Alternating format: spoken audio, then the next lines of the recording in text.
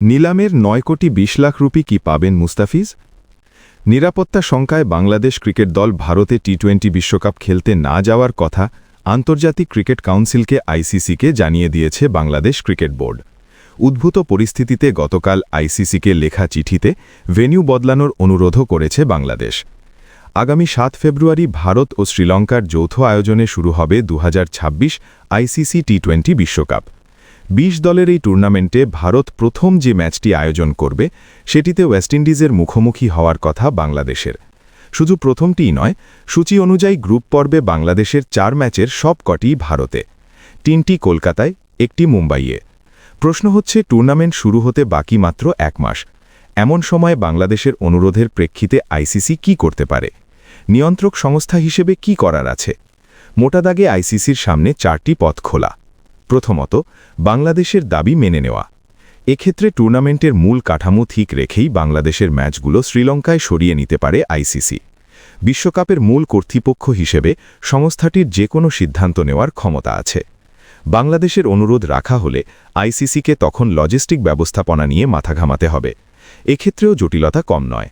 বাংলাদেশের সঙ্গে সি গ্রুপে আরও ৪টি দল আছে। বাংলাদেশের ম্যাচ শ্রীলঙ্কায় সরিয়ে নিলে ওই দলগুলোকেও সেখানে যেতে হবে। আবার প্রতিটি দলের সব ম্যাচ তো শ্রীলঙ্কায় হবে না, কারণ প্রতিদিন ২ থেকে ৩টি করে ম্যাচ রাখা হয়েছে। সম্প্রচারের বিষয় এখানে জড়িত। আর গ্রুপের অন্যান্য দল যদি শুধু বাংলাদেশের বিপক্ষে ম্যাচের জন্যই শ্রীলঙ্কায় যায়, সেক্ষেত্রে ভারতের মাটিতে তাদের নিজেদের মধ্যকার ম্যাচের সূচিও জটিল হয়ে উঠবে। ধরা যাক বাংলাদেশ খেলবে কলম্বোয়। ৯ ফেব্রুয়ারি ইতালি সেখানে বাংলাদেশের সঙ্গে খেলবে। ইউরোপীয় দলটির পরের ম্যাচই ১২ ফেব্রুয়ারি মুম্বাইয়ে। মাঝে যাতায়াত ও প্রস্তুতি মিলিয়ে সময় মাত্র ২ দিন। সমস্যা শুধু গ্রুপ পর্বেই নয়, প্রভাব পড়বে পুরো টুর্নামেন্টের সূচিতেই। আর বাংলাদেশ যদি সুপার ৮-এ ওঠে, তাহলে জটিলতা আরও বাড়বে। এই পথে সমাধান করতে হলে আইসিসিকে শেষ পর্যন্ত সূচিতে পরিবর্তন আনতে হতে পারে। দ্বিতীয়ত, প্রত্যাখ্যান ও ওয়াকওভার প্রস্তুতি। বাংলাদেশ ক্রিকেট বোর্ডের অনুরোধে সাড়া না দিয়ে প্রত্যাখ্যান করা। এরপর বাংলাদেশ যদি ভারতে না খেলার ব্যাপারে অনড় থাকে, আইসিসিকে ওয়াকওভারের পথে হাঁটতে হবে, অর্থাৎ বাংলাদেশের ম্যাচগুলোতে প্রতিপক্ষ দলকে জয় উপহার দেওয়া। এ ধরনের ঘটনায় টুর্নামেন্ট কার্যত ১৯ দলের হয়ে পড়বে। শুরুর আগেই টুর্নামেন্ট আকর্ষণ হারাবে অনেকটাই। বিশ্বকাপের ইতিহাসে অবশ্য ওয়াকওভারের একাধিক ঘটনা আছে। ১৯৯৬ বিশ্বকাপ ম্যাচ খেলতে শ্রীলঙ্কায় যায়নি অস্ট্রেলিয়া ও ওয়েস্ট ইন্ডিজ। ২০০৩ বিশ্বকাপের ম্যাচ খেলতে জিম্বাবুয়েতে যায়নি ইংল্যান্ড, কেনিয়ায় যায়নি নিউজিল্যান্ড। ওইসব ম্যাচে কর্তৃপক্ষকে অ্যাওয়ার্ডেড বা জয়ের পয়েন্ট দিয়েছিল আইসিসি। তবে বাংলাদেশের ক্ষেত্রে পরিস্থিতি কিছুটা ভিন্ন। কারণ ওই টুর্নামেন্টগুলোর মতো এবারও একাধিক আয়োজক থাকলেও বাংলাদেশের গ্রুপ পর্বের ম্যাচ শুধুই ভারতে, অর্থাৎ ভেন্যু না বদলালে আর বাংলাদেশও সিদ্ধান্তে অনড় থাকলে কোনো ম্যাচই খেলার সুযোগ নেই। তৃতীয়ত, বিকল্প দলের ব্যবস্থা। বাংলাদেশকে কঠোর বার্তা দিতে পারে আইসিসি। পূর্বসূচি অনুসারে খেললে খেলো, না খেললে তোমরা বাদ। এমন কড়া অবস্থানে যেতে পারে আইসিসি। বাংলাদেশও তখন নাম প্রত্যাহার করে নিলে আইসিসিকে অন্য একটি দেশকে বিশ্বকাপে অন্তর্ভুক্ত করতে হবে।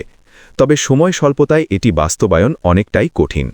কারণ বিকল্প দলের যোগ্যতা, ভ্রমণের প্রস্তুতি সহ অনেক বিষয়ই এখানে জড়িত। ২০০৯ টি-20 বিশ্বকাপের আগে জিম্বাবুয়ে সরে যাওয়ায় স্কটল্যান্ডকে অন্তর্ভুক্ত করার নজির আছে। তবে হাতে সময় ছিল তখন। জিম্বাবুয়ে নিজেদের সরিয়ে নেয় ২০০৮ সালের জুলাইয়ে।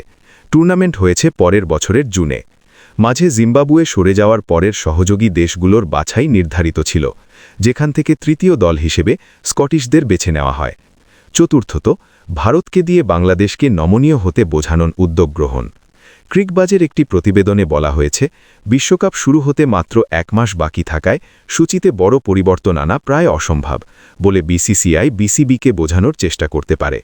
যেহেতু গ্রুপ সিতে বাংলাদেশের সঙ্গে ইংল্যান্ড ও ওয়েস্ট ইন্ডিজের মতো বড় দলগুলো রয়েছে, এক দলের ভেন্যু পরিবর্তন করলে পুরো টুর্নামেন্টের সূচিতেই এর প্রভাব পড়বে। বাংলাদেশ যদি সুপার ৮ নিশ্চিত করে, তাহলে পরিস্থিতি আরও জটিল হবে। ক্রিকবাজের সূত্রের খবর অনুযায়ী আগামী ২ দিন আইসিসি কর্মকর্তাদের মধ্যে অভ্যন্তরীণ বৈঠক চলবে। আইসিসি মনে করছে এটি মূলত বিসিবি ও বিসিসিআই-এর দ্বিপাক্ষীয় বিষয় এবং শেষ মুহূর্তে নিজেদের এতে জড়ানো উচিত নয়। তবে তারা তড়িঘড়ি কোনো সিদ্ধান্ত না নিয়ে বিসিবিকে বর্তমান সীমাবদ্ধতাগুলো বুঝিয়ে বলবে।